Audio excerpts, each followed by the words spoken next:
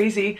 Hello everyone and welcome back to my channel. My name is Ashley. I do a bunch of videos all about festivals and all that good stuff. If you don't already know, please subscribe. Hit the bell if you want to be notified every single time I upload. So I'm like a little bit late on this, but I feel like this is a moment in history that I want to remember for myself. So I'm still gonna make the video on it. And I feel like I'm going to make this. I'm just pulling up the lineup because you can already tell by the title. This is my Bonnaroo lineup review.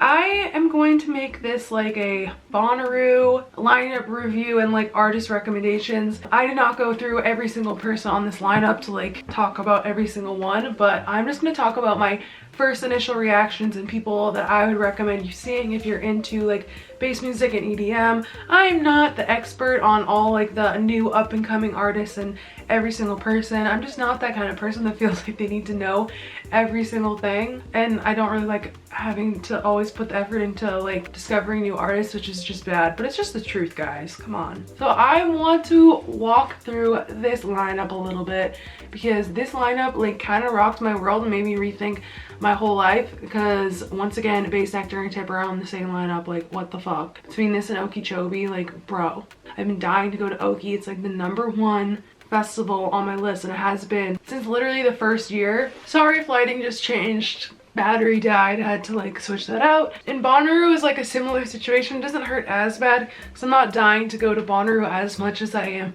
Okie, but it definitely still hurt because Bonnaroo has been on my radar and it just like will never really work out because it's so close to Electric Forest. It definitely had me considering some things. When it's all said and done, I'm still not going. It's just interesting because Bonnaroo is like, it's a multi-genre festival and that's not normally really my thing, but I still freaking love this lineup. And the same goes with Okeechobee. Anyway, without further ado, Thursday, Grand Ole Opry. I'm pretty sure that's like a Bonnaroo staple and classic. I don't know anything about it. This is definitely like a smaller lineup. It's definitely easing you in on Thursday. I don't know as many people, but Dabin, don't know anything about Dabin really, besides I saw a surprise Dabin back-to-back Seven Lions of the Sky set at Electric Forest. Then we have the Funk Hunters. Again, don't know much about it, but they did open for Grizz on tour this year. I'm assuming it's funky dubstep, obviously, by the name. Then we have Hesh, which is like dubstep rhythm. Cursa, which I'm pretty sure is like wook music. He went to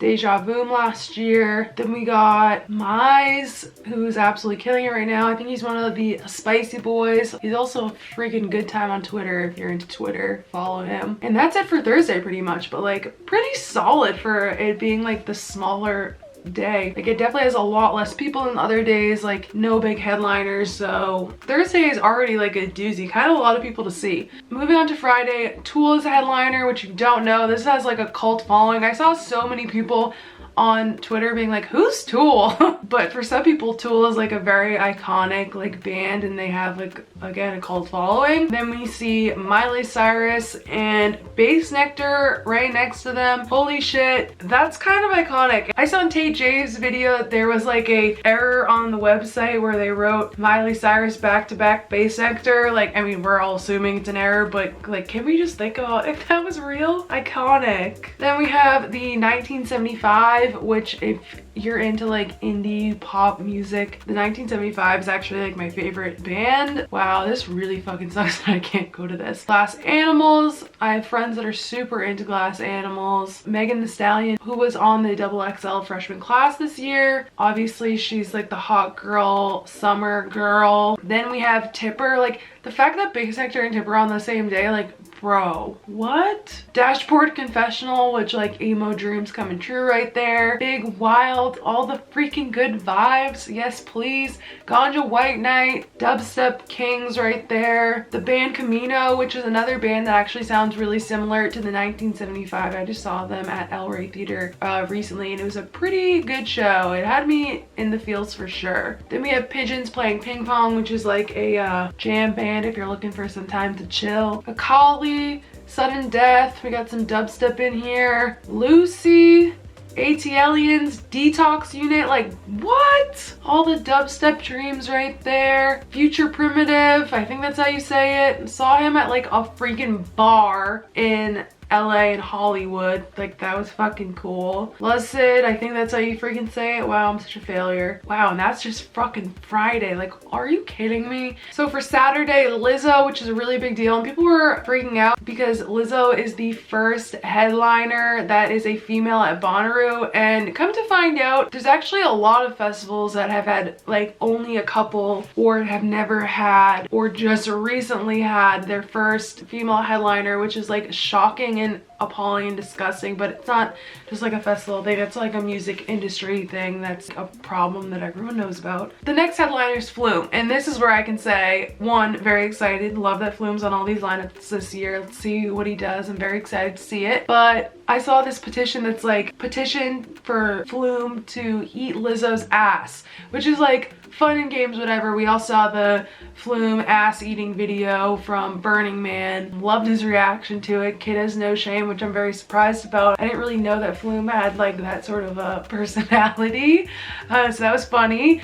But I would just like to say, if she wasn't like a bigger woman, this wouldn't be a thing. I just think it's fucked up. Like, that's for sure like a fat joke. I don't know. I just think it's absolutely wrong. And so many people are not saying anything about that. But I don't know. Maybe I'm just being a little bit sensitive. I'm also not really someone that's about to make a fuss about anything online. Like, I get it's at the internet. I'm not that pressed about it, but I definitely am not signing that petition. That's for sure. Then we have DEJAVOOM, which like, bro, I fucking love him. I feel like he's gonna be like the new Lil Wayne of like everyone in middle school and high school. This like younger generation that's gonna be like their king. I stand by him through and through. I love him. If you don't listen to his music and you like rap music, like, you need to get on it. Next up, we have Seven Lions, which is a pretty big deal. Definitely cult following behind Seven Lions in the EDM world. I've never seen it, but Kevin Gates, another rapper on here.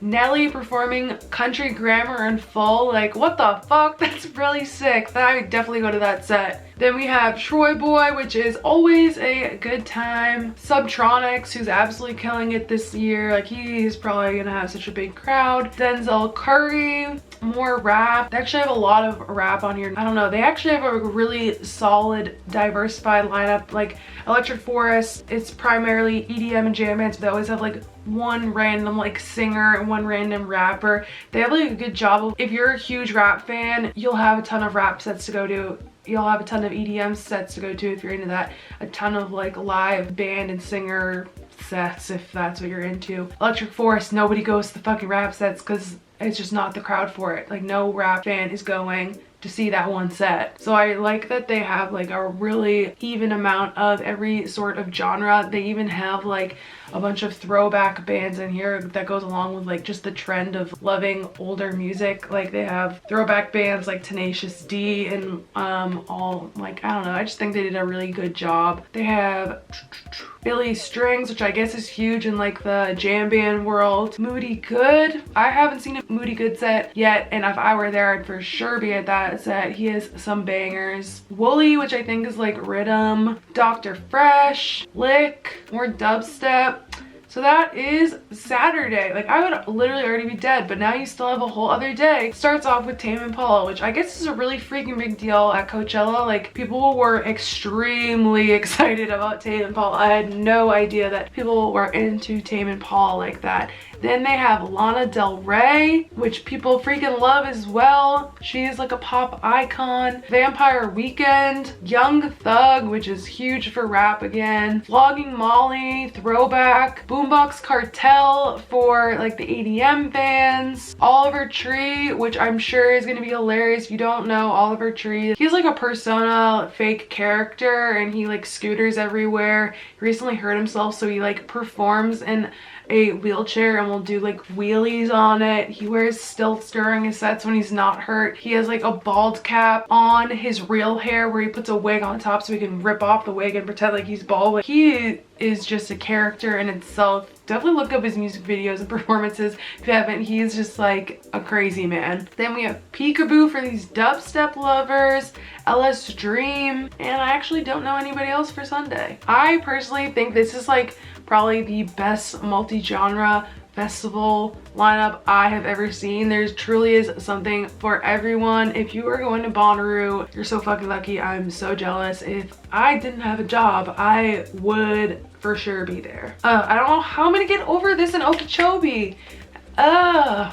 If you are interested in going to Bonnaroo, please let me know if you are buying a ticket, because I am a promoter through Pollen. Everything's like 100% legit. You can look it up. There's a ton of other people in the EDM world that sell tickets this way, and it's like 100% reliable. But you can just DM me or message me in the comments below if you want a ticket, because I can get you a little bit of a discount if you want to buy your tickets through me. Hopefully this video made you aware of some people you should check out for all sorts of genres if you're going to this festival. I'm so fucking jealous. I have so much fun. I'm gonna be keeping up with it on Twitter and stuff all weekend. One day I'll be able to attend Bonnaroo. It's gotta happen once. Again, I make a ton of festival related content. Please subscribe if you have not already. You can hit the bell, all that good stuff that I already said at the beginning of the video, and also leave a comment down below for who you're most excited to see on the lineup so everyone else can get other recommendations beyond what I said. Thank you so much for watching, and I will see you in my next video.